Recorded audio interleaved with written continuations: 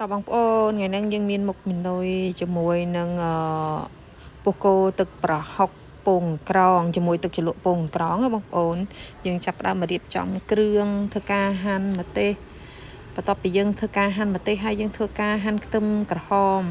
ធ្វើការហាន់ខ្ទឹមក្រហមហើយមានដូចជាយើងចាប់ផ្ដើមកច្រាំខ្ទឹមសដើម្បីដាក់លាយជាមួយនឹងទឹកប្រហុករបស់យើងហើយមុខមីនុយហ្នឹងអត់ខ្ទឹមសបានទេព្រោះខ្ទឹមសវាជួយកាត់បន្ថយភាពឆ្អាបរបស់ប្រហុកហើយមួយទៀតបងប្អូនបន្ទាប់ពីយើងហាន់កច្រាំខ្ទឹមសហ្នឹងហើយអស់យើងធ្វើការកច្រាំប្រហុកម្ដងប្រហុកខ្ញុំប្រើប្រហុកសាច់ប្រហុកគេប្រហុកត្រីបកតែតកតងនឹងប្រហុកហ្នឹងបើសិនជាប្រហុកហ្នឹងមានអំបិលខ្លាំងបងប្អូនកុំដាក់ច្រើនណាប្រយ័ត្នពីប្រៃជ្រុលយើងក៏ច្រាំទៅតាមប្រហុកយើងជាក់ស្ដែងដែលនៅផ្ទះបងប្អូនជាក់ស្ដែងតោះមកយើងលាយជាមួយប៊ីចេងហើយជាមួយនឹងស្ករត្នោតក៏តិចច្រឡំដាក់អំបិលគឺញ៉ាំលេងកើតដោយហើយបន្ទាប់មកយើងមិចអាគ្រឿងដែលយើងបានកច្រាំទុកហើយនឹងពងក្រងដាក់ចូលទៅហើយមានដូចជាដូចខ្ញុំដាក់អញ្ចឹងមានដូចជា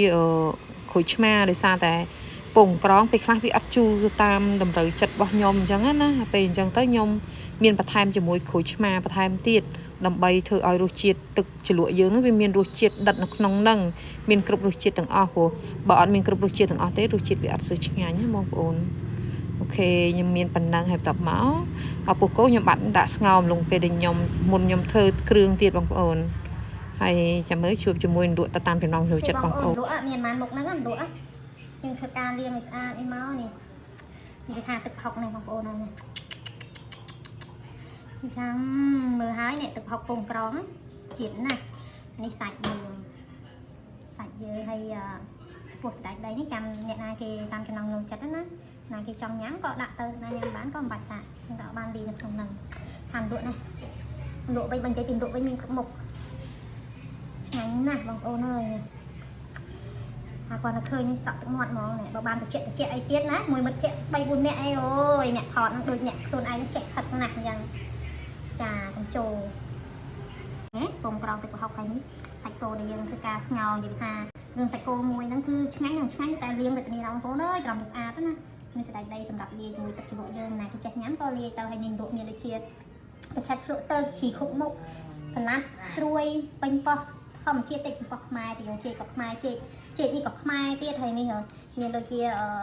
ស្បែកក្តោបនេះក៏បោះខ្មែរដែរហើយនេះការ៉ុតនេះក៏បោះខ្មែរដែរតែនេះដឹងមកពីណានេះប្រភពខ្ទឹមបារាំងនេះដឹងមកពីណាទេតែបើសិនអត់ខ្ទឹមបារាំងហ្នឹងក៏អត់ឆ្ងាញ់ដែរបើយើងញ៉ាំខ្ទឹមបារាំងមកតិចទៅឈួលជាមួយគ្នាស្រួលមួយពោះគោទឹកខុកហ្នឹងបងប្អូនការ៉ុតនេះក៏ការ៉ុតម្រះនេះក៏ម្រះធម្មជាតិហើយស្បែកក្តោបធម្មជាតិអានេះដឹងមកពីណានេះជីគ្រប់មុខក៏បោះធម្មជាតិហើយនេះឆេតភ្លក់ទឹកហ្នឹងលេខ1ហ្មងញ៉ាំពោះគោជាមួយនឹងពេញប៉ោះធម្មជាតិដែរបងប្អូនហើយមួយទៅយើងជែកយើងនិយាយថានេះមើលថ្ងៃហ្នឹងមេតិចអញ្ចឹងទៀតណាបើបានមិត្តភក្តិ3 4នាក់មិត្តភក្តិយល់ចិត្តយើងអញ្ចឹងណាមកជុលកែវគ្នាដាក់តិចទៀតមិនដឹងអែមមិនទេជីវិតណាតែឥឡូវមិនបាច់ទេ2នាក់បានទេ2នាក់ប្អូន3នាក់ប្អូនបានណាប៉ុណ្ណឹងមានប៉ុណ្ណឹងបងប្អូនថ្ងៃហ្នឹងមានប៉ុណ្ណឹងនេះបងប្អូនថ្ងៃនេះពោះគោទឹកប្រហុកហ្នឹងនេះថានេះទឹកប្រហុកយើងថ្ងៃនេះអត់ដឹងធ្វើស្អីទេមិនតិចក៏នឹកឃើញហ្នឹងពោះគោលាងស្អាតដាក់ក្នុងទូហើយនាំគ្នាធ្វើទៅចុងទៅនេះហើយនេះពោះគោនេះទុំស្ងោរឆ្អិនលើពីឆ្នាំងក្តៅជាតិណាតែបើថាលក់មានគ្រប់មុខលក់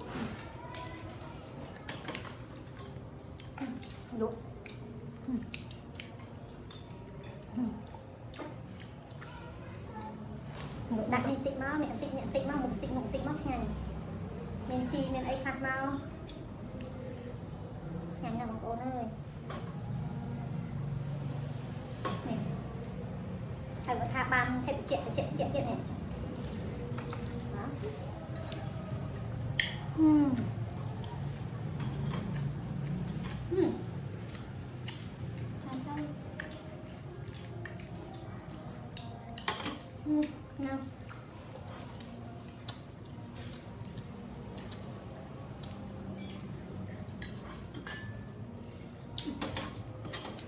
ឆ្ងាញ់ណាស់បងប្អូនអើយ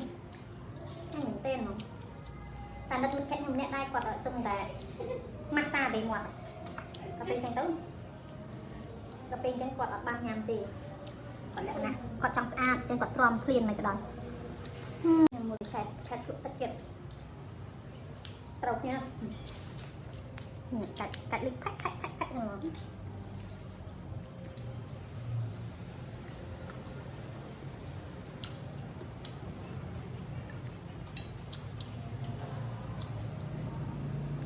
bò này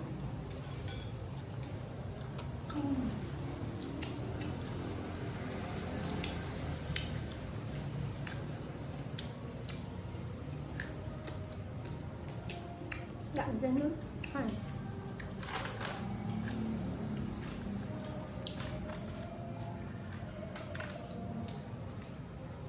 mình đây ăn cái trâu đai lên nuôi nhưng mà nó nằm bên to to sáng nó